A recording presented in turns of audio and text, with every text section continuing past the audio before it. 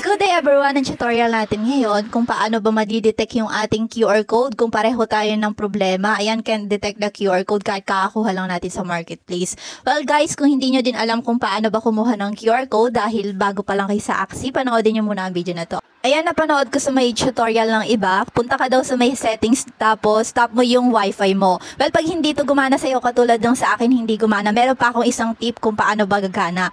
Ayan, ang sabi dito, palitan mo yung IP settings from DHCP to static. And dito sa may DNS and DNS2, ayan, pag in-scroll mo pataas, papalitan din daw to. Sundan nyo na din guys, baka sakaling gumana sa inyong mobile app.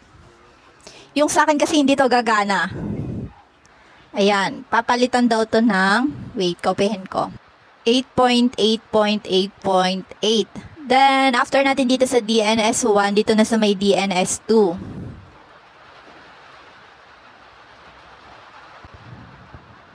Ngayon, pupunta na tayo dun sa ating marketplace. Tapos, mag-ano na tayo dun. Pagtitake na tayo ng ating picture ng ating QR code.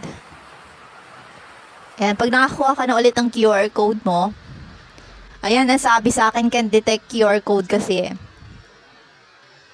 Yan ang gagawin ko naman para ma-detect na yung ating QR code. At yung sinasabi kong tip ko sa inyo. Simple technique lang to guys.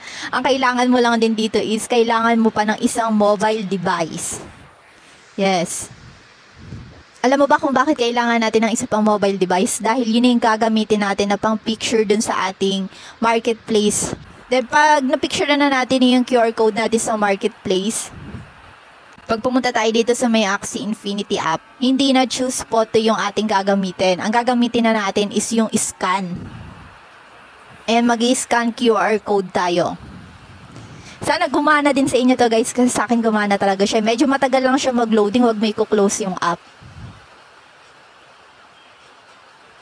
Ayun, makikita mo gumana na. Ayan, kung nagustuhan mo ang video na to, paki-like and subscribe naman.